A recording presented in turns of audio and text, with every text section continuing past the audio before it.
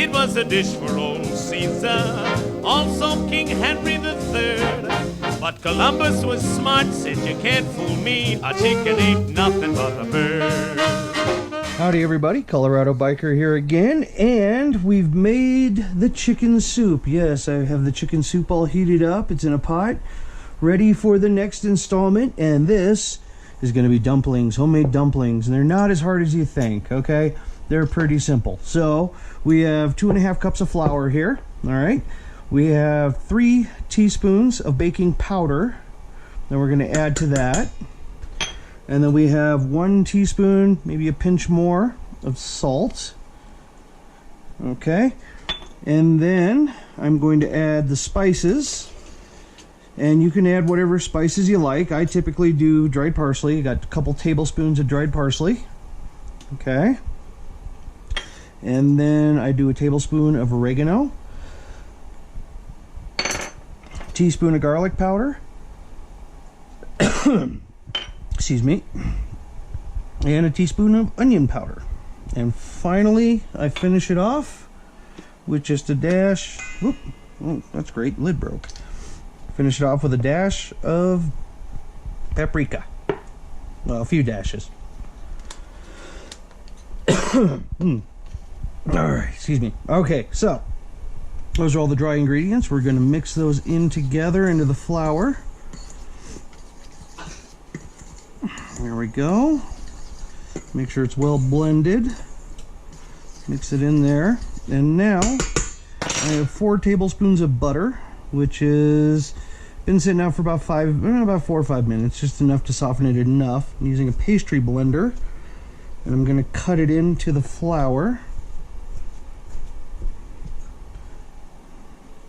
There we go.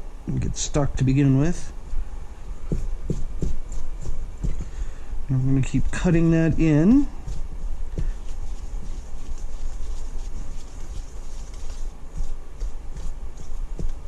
There we go. And I want to have a pretty even granular mix, almost kind of like cornmeal. There we go. I'm just using a simple pastry cutter here. There we go.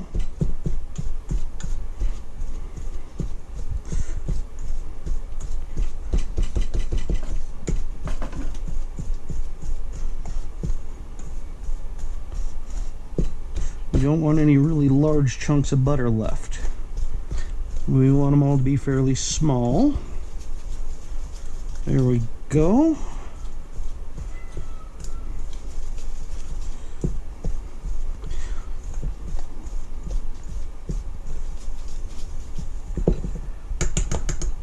Okay, there we go. Not sticking to the pastry cutter at all. Let me move that so the light doesn't keep going out. There we go.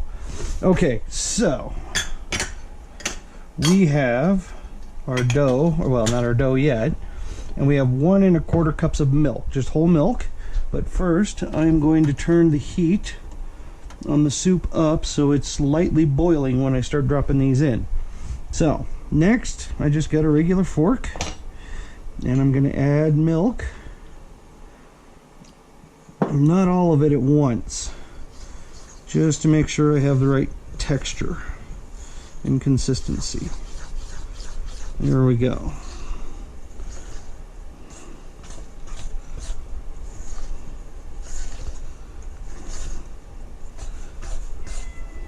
Mix that in. Now we add the rest because, yeah, it looks like it needs just a little bit more. Alright, blend that nice. You don't need anything fancy, just a regular old fork will do it. And there's our dough. Okay, good. This is what I like to call a drop dough, because you just drop it into the soup and we'll end up with nice fluffy dumplings. So, there we go. Good. So I got a nice fluffy dough there. And as soon as we added the milk, the baking powder started to activate, so it's going to start growing just a little bit. You probably won't see it, but you'll see it grow once we get it in the soup. So Now we're getting the soup, and it's just about up to temperature now. That's just about right. We want a light rolling boil. We don't want a heavy rolling boil. We just want a light boil going. And we're going to measure out about a soup spoon. So about the size of a ping pong ball, maybe smaller. We're going to roll it into a ball. And then to increase the surface area, roll it into a ball and then squish it. So we get something like that. That's perfect. Okay. Then you just take it and we just drop it into the soup. And then we have a spatula handy to make sure it doesn't stick to the bottom. There you go. Now it's floating. And we let that cook. And we let that go for 4 to 6 minutes, depending on how hot it is. You can see already it's starting to fluff up in there. There's another one. And here's another one. We're just going to roll it. And if you want firmer dumplings, you can also knead the dough a bit and add a bit more flour. But I like them a little bit fluffier. So, this is basically almost like a biscuit dough. You probably could just take this and put it in the oven to make biscuits. There you go. You can see that first one I put in is puffing up nice and big. And since it's puffing up like that, I need to take my spatula, flip it over, do the same with the others. There you go. And there's another one. You can see they're quick to make. And this gives you something to put in your chicken soup to make it more formidable. Something that sticks to your ribs kind of cooking. There we go. And just keep going.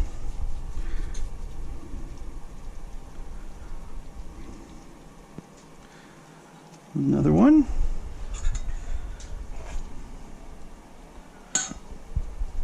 We're getting a little bit hot here, so we'll turn down the temperature a bit. There we go. That one's a little bigger, but that's okay. Drop that sucker in there. And this makes a lot of dumplings. This is a big batch of dumplings. But they are oh so good. And filling. Alright. Let's make sure those last couple didn't stick to the bottom. Flip them over. Make sure they cook evenly on both sides. You don't want to have them like golf balls all around, because in the center won't cook evenly. That's why I flatten them out a bit, because in the center won't be cooked, and then you'll have well, you'll have dough still on the inside.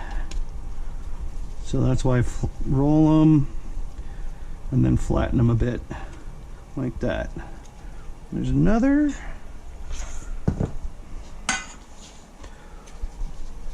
I think we can fit one more in there.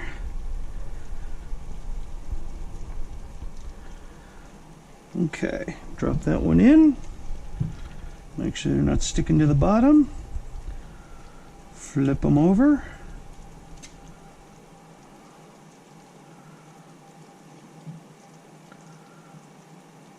And you can't leave them in too horribly long.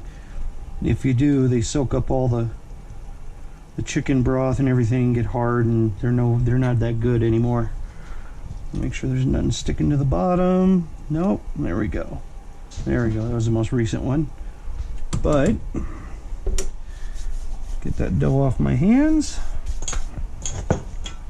And let's pick out that first one, which I think by the fluffiness involved, looks like that's the one. Come here, you. There we go. Bring it over here, and I'll cut it in half. Show you all what it looks like on the inside. And we'll see if it's done. And yep, look at that. That's almost done. Yeah, it's got a little while longer though. So we can just fold it up and put it back in. Fold it back up, put it back in. So there you go. Like I said, it takes about 5 minutes for them to cook.